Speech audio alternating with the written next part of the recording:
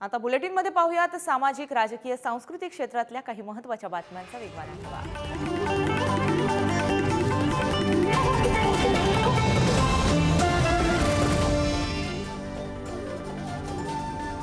राष्ट्रवादी कुणाची याबाबत आज निवडणूक आयोगात सुनावणी होणार आहे। अजित पवार गटाच्या वतीनं अनिल पाटील, धनंजय मुंडे, सुनील तटकरे उपस्थित राहणार आहे, तर शरद पवार गटाकडून शरद पवार, जितेंद्र आव्हाड उपस्थित असतील। माझ्या पुढेही सत्तेत जाण्याचा पर्याय होता, पण वडिलांना सोडून सत्तेत जाणं पटलं नाही, असं वक्तव्य सुप्रिया सुळे यांनी केलं आहे। आदित्य ठाकरेंच्या कोकण दौऱ्याचा आज दुसरा दिवस आहे। आजच्या खळा बैठकीला आमदार भास्कर जाधव यांच्या चिपळूण येथील निवासस्थानातून सुरुवात होईल। आज खेड, महाड आणि नागोठणेमध्ये दौरा असणार आहे। मनोज जरांगे पाटील हे तिसऱ्या टप्प्यातील महाराष्ट्र दौरा करून अंतरवली सराटीत दाखल झाले। लवकरच खानदेश आणि विदर्भाचा चौथ्या टप्प्यातील दौरा जाहीर करणार असल्याची माहिती मनोज जरांगे पाटील यांनी दिली आहे। जालन्यातल्या अंतरवली सराटीत मनोज जरांगे यांच्या आंदोलन स्थळाकडे जाणाऱ्या रस्त्याच्या दोन्ही बाजूला छगन भुजबळ यांच्या समर्थनार्थ बॅनर लावले। या बॅनरवर ओबीसींचा वाघ, संघर्ष योद्धा, साहेब दैवत असा मजकूर लिहिण्यात आलाय। नांदेडमध्ये 26 नोव्हेंबर रोजी ओबीसी मुक्त भटक्या बलुतेदारांचा महामेळावा हिंगोलीत पार पडणार आहे। या मेळाव्यासाठी ओबीसी नेते छगन भुजबळ, पंकजा मुंडे, प्रकाश शेंडगे त्याचबरोबर विजय वडेट्टीवार व संजय राठोड देखील उपस्थित राहणार आहेत। बीडमधील जाळपोळ दगडफेक प्रकरणात पोलिसांनी आतापर्यंत 254 जणांना अटक केली आहे, तर उर्वरित आरोपींचा शोध सुरू असून या घटनेमागे बाहेरील जिल्ह्यातील नाही तर जिल्ह्यातीलच लोक असून त्यांच्या 10 टोळ्या असल्याचं निष्पन्न झालंय। ठाकरेंच्या शिवसेनेचे नेते अद्वै हिरे यांच्या जामीन अर्जावर आज सुनावणी होणार आहे। मालेगावच्या अप्पर जिल्हा सत्र न्यायालयात सुनावणी पार पडणार आहे। मुंबईतील दादर रेल्वे स्थानकात पश्चिम आणि मध्य रेल्वेच्या मार्गावरून प्रवाशांमध्ये नियमित गोंधळ निर्माण होत असतो, त्यामुळे रेल्वे विभागानं फलाटाचा क्रमांक बदलत करण्याचा निर्णय घेतला। येत्या 9 डिसेंबरपासून तो बदल लागू होणार आहे। नाशिकची जीवनदायिनी असलेल्या सिटी लिंकच्या कर्मचाऱ्यांचा संप सुरू आहे। संपाचा आज तिसरा दिवस आहे। वेतन आणि दिवाळी बोनस रखडल्यामुळे कर्मचारी संप करतायत। मुख्यमंत्री एकनाथ शिंदे यांनी ऊस दरावरती तोडगा काढला। मागील वर्षी ज्या कारखान्यांनी 3000हून कमी एफआरपी दिली आहे त्यांना दुसरा हप्ता 100 आणि ज्यांनी मागील वर्षी 3000पेक्षा जास्त एफआरपी दिली आहे त्यांना 50 रुपये देण्याची अट यावरती तोडगा निघाला आहे। अमोल कीर्तीकर आणि सूरज चव्हाण यांना आर्थिक गुन्हे शाखेनं समन्स बजावलाय। खिचडी घोटाळ्या प्रकरणी दोघांची चौकशी होणार आहे। 25 तारखेला हजर राहण्याचे निर्देश सुद्धा देण्यात आले आहेत। जालन्यात युवा संघर्ष यात्रेचा समारोप झाला। यावेळेस आनंदे महाराजांच्या कीर्तन कार्यक्रमाचं आयोजन करण्यात आलं होतं। आमदार रोहित पवार यांनी टाळ मृदुंगाच्या गजरामध्ये ठेका धरत फुगडीचा आनंद घेतला।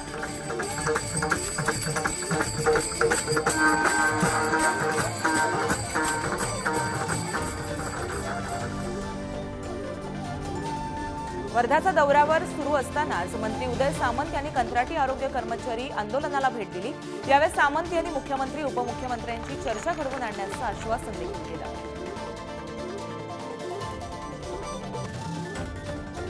शहरातील प्रदूषण कमी करण्यासाठी ठाणे महानगरपालिका ऍक्शन मोडवर आली आहे। 102 बांधकामांना नोटिसा देण्यात आल्या, तर 132 डंपरवर दंडात्मक कारवाई करून 12 दिवसात 7 लाखांचा दंड वसूल करण्यात आला आहे।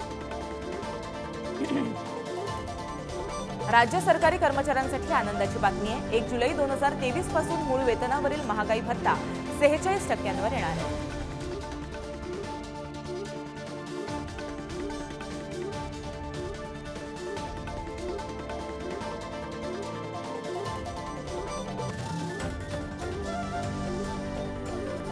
धारावी पुनर्विकास प्रकल्पाच्या घोटाळ्यावरून मुंबई काँग्रेस आक्रमक झाली आहे। 26 नोव्हेंबरला धारावीमध्ये मुंबई काँग्रेसकडून निषेध मोर्चाचं आयोजन करण्यात आलंय।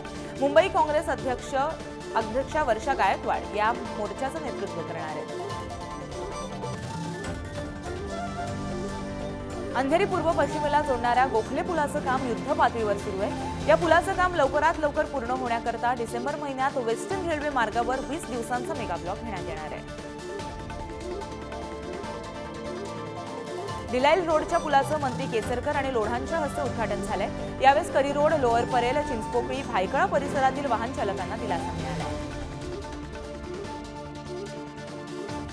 पंतप्रधान नरेंद्र मोदी हे 4 डिसेंबरला सिंधुदुर्ग जिल्ह्याच्या दौऱ्यावर येणार आहेत। त्या पार्श्वभूमीवर 28 नोव्हेंबरपासून मालवण, देवबाग परिसरातील पर्यटन स्थळावर बंदी घालण्यात आली आहे। रायगड जिल्ह्यात दिवाळीमध्ये आलेल्या आनंदाच्या शिधेचा 72% कुटुंबियांना लाभ घेतलाय। मात्र जवळपास 1,21,000 कुटुंब अजूनही या योजनेच्या लाभापासून वंचित असल्याची माहिती समोर आली आहे। त्यामुळे या योजनेचा मूळ हेतू साध्य होत नसल्याची भावना व्यक्त केली जाते आहे। डिलाई रोड पुलाच्या उद्घाटनावरून आदित्य ठाकरेंनी सरकारवर निशाणा साधलाय। डिलाई रोडचे डिले रोड केलंय। एक मंत्री बिल्डर तर दुसरे पालकमंत्री, त्यांना आता उद्घाटनाला वेळ मिळाला तर हे सरकार 31 डिसेंबरला पडणार असं सुद्धा आदित्य ठाकरे म्हणाले। अमोल कोल्हेंनी उपमुख्यमंत्री अजित पवारांची भेट घेतली आहे। त्यांच्यात तासभर चर्चा झाली। शिरूर रेल्वे प्रकल्प आणि मतदारसंघातील कामाचा आढावा घेण्यासाठी भेट घेतल्याचं अमोल कोल्हेंनी सांगितलंय। संजय राऊतांनी उद्धव ठाकरेंना विचारावं की मकाऊत त्यांनी किती हॉटेल आहेत, ठाकरे परिवाराची कुठे कुठे बेनामी संपत्ती विदेशात आहेत, यावर आधी राऊतांनी बोलावं असं मोहित कंबोज यांनी टोला लगावलाय। ठाकरेंच्या शिवसेनेचे आमदार अजय चौधरी हे मुंबई पालिका आयुक्त इक्बाल सिंग चहल यांच्या विरोधात हक्कभंगाचा प्रस्ताव मांडणार आहेत। डिलाई रोड पुलाच्या उद्घाटनाच्या आमंत्रण पत्रिकेत अजय चौधरी यांचं नाव न छापल्यामुळे हक्कभंगाचा प्रस्ताव आणणार आहेत। इंदोरीकर महाराजांना 20,000च्या जात मुचलक्यावरती जामीन मंजूर झालाय। महाराजांनी कोर्टात उपस्थित राहत कागदपत्रांची पूर्तता करत जामीन मिळवलाय। अपत्य प्राप्तीबाबत इंदोरीकरांनी एक वादग्रस्त वक्तव्य केलं होतं। आज राज्य मागासवर्ग आयोगाची आज पुण्यात बैठक पार पडली। ओबीसी, मराठ्यांसह सर्व समाज घटकांचं आयोगाकडून सर्वेक्षण करण्यात येणार आहे। सर्वेक्षणाचे एकूण 20 निकष आज बैठकीत ठरले आहेत।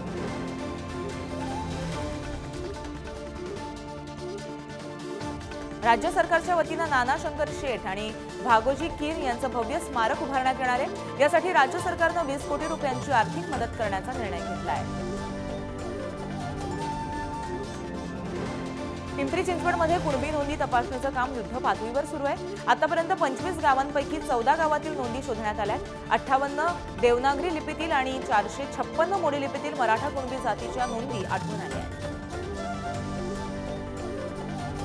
येवल्याच्या वेगवेगळ्या भागात जरांगेंचे बॅनर फाडण्यात आले आहेत। या विरोधात मराठा समाज आक्रमक झाला असून येवल्यात पुणे इंदोर महामार्गावर रास्ता रोको आंदोलन करण्यात येतं।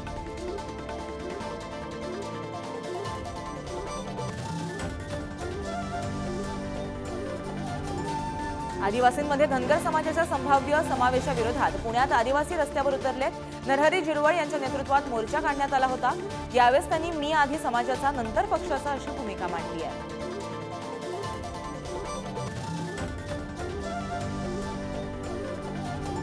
अंतरवली सराटीत झालेल्या लाठीमारची चौकशी पूर्ण होईपर्यंत पोलीस अधिकारी तुषार दोशी यांच्या बदलीस स्थगिती देण्याची मागणी मंत्री दीपक केसरकरांनी केली आहे। मुख्यमंत्री एकनाथ शिंदेंना पत्र लिहून त्यांनी याबाबत मागणी केली आहे।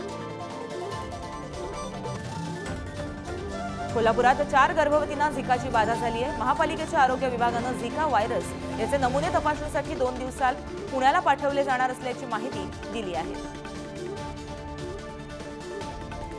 राज्यभरात आजपासून पुढील 3 दिवस मोठ्या पावसाचा अंदाज हवामान खात्यानं वर्तवलाय। विजांच्या गडगडाटासह हलक्या ते मध्यम स्वरूपाचा पाऊस होणार असल्याचा अंदाज हवामान विभागानं सांगितला आहे। सरकारनं जाहीर केलेला कांदा अनुदान शेतकऱ्यांना मिळालेला नाही, त्यामुळे कांदा अनुदानासाठी बाजार समित्यांनी राज्य सरकारकडे पाठपुरावा करण्याची मागणी कांदा उत्पादक शेतकरी संघटनेनं केली आहे।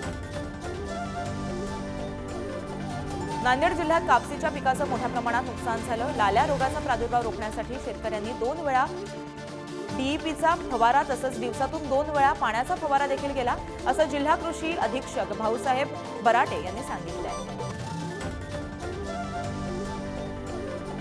नांदेड जिल्ह्यात रात्रीच्या वेळी थंडी वाढू लागली आहे। मात्र दिवसभर कडक उन्हामुळे केळीच्या पिकावरती मोठ्या प्रमाणात रोगांचा प्रादुर्भाव वाढलाय। यामुळे शेतकऱ्यांनी आता दिवसातून 2 वेळा तुषार सिंचनाची फवारणी सुरू केली आहे। साताऱ्यात नैसर्गिक आपत्ती, कीड, रोग इत्यादी कारणांमुळे पिकाचं मोठं नुकसान झालंय। सरकारनं रब्बी हंगाम 2023-24 साठी पंतप्रधान पीक विमा योजना पुढे सुरू ठेवण्यास मंजुरी दिली आहे, तर राज्य शासनानं शेतकऱ्यांसाठी 1 रुपयामध्ये पीक विमा योजना राबवण्याचा निर्णय घेतला आहे.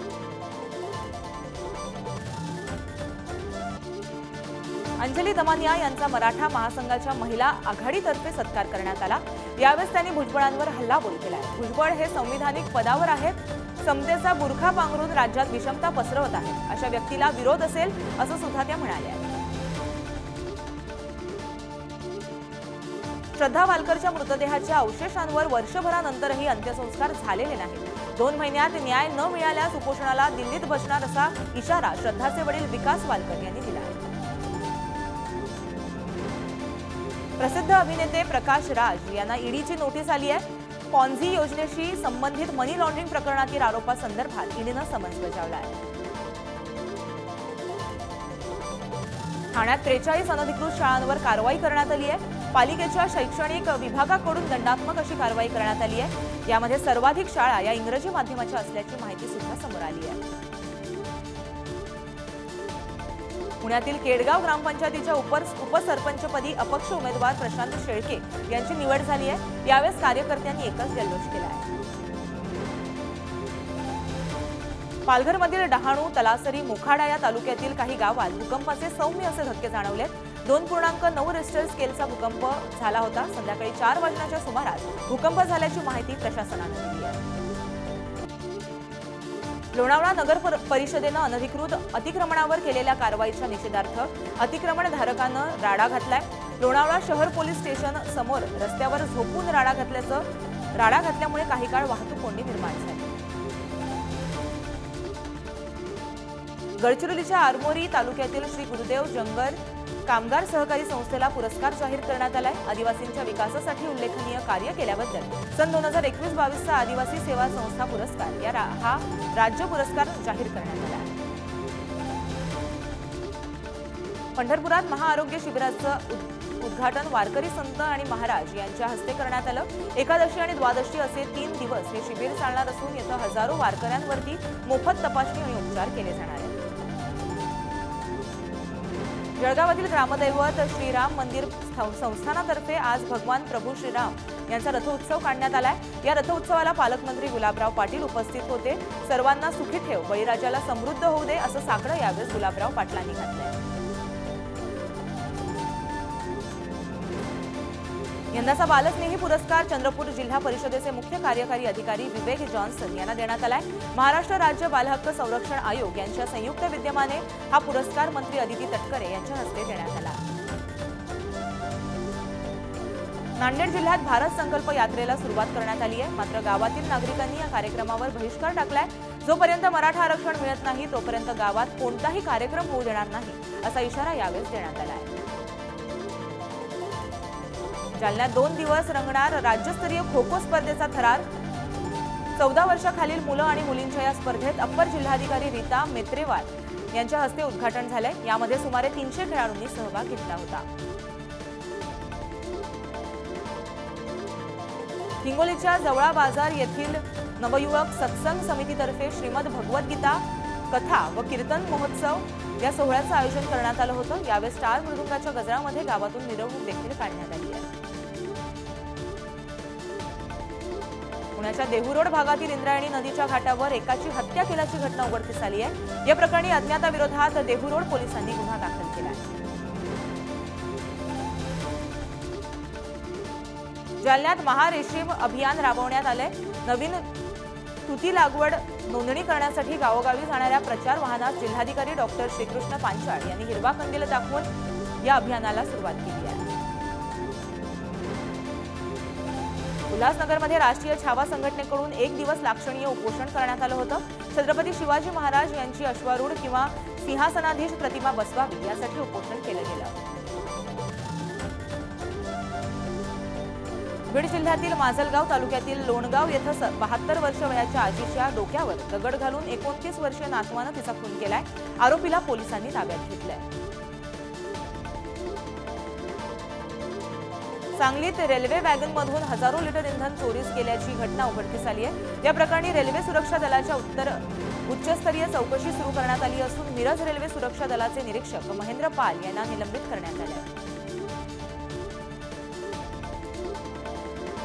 भंडारा जिल्ह्यात नाकाडोंगरी वनविभागाकडून एका बिबट्याच्या मृत्यू प्रकरणात एकाला अटक करण्यात आली आहे। बिबट्याला विजेचा धक्का लागल्यामुळे त्याचा मृत्यू झाला होता।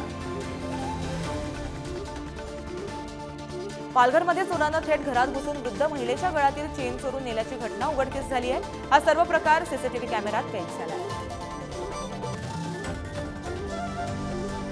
तुळींज पोलीस ठाण्याच्या हद्दीत अल्पवयीन मुलीचा विनयभंग करून फरार झालेल्या आरोपींना पकडण्यासाठी पोलिसांना बक्षीस जाहीर केलंय। तसंच सीसीटीव्ही तपासल्यानंतर या दोन नराधमांचा चेहरा पोलिसांसमोर आलाय, मात्र तरी आरोपी गुंगार घेत आहेत। ठाण्यातील गोल्डन हिलटॉप हॉटेलमध्ये अज्ञात व्यक्तीनं कर्मचाऱ्यांवरती जीवघेणा हल्ला केलाय। हल्लेखोर सीसीटीव्ही कॅमेऱ्यात कैद झालेत। घोडबंदर रोडवरील ब्रह्मांड आझाद नगरमधील ही घटना आहे। नागपुरातील एका चोरट्यानं स्वतः नवीन घर बांधलं, मात्र घरात टीव्ही नसल्यानं त्यानं टीव्ही मिळवण्यासाठी चोरी केली आहे। या प्रकरणी पोलिसांनी आरोपी आणि त्याच्या साथीदाराला अटक केली आहे। पालघरमधील मेंढवण येथे कारचा भीषण अपघात झालाय। या तिघांचा जागीच मृत्यू झालाय, तर एकाची प्रकृती चिंताजनक आहे। अपघातामुळे महामार्गावर काही काळ वाहतूक कोंडी निर्माण झाली होती। पालघरच्या दिवाण सन्स औद्योगिक वसाहतीमध्ये ठक्कर सेन रोल फार्मिंग कंपनीची चोरी झाली आहे। कंपनीची भिंत तोडून चोरांनी 7 ते 10 लाखांची लोखंडी मशिनरी पळवली आहे।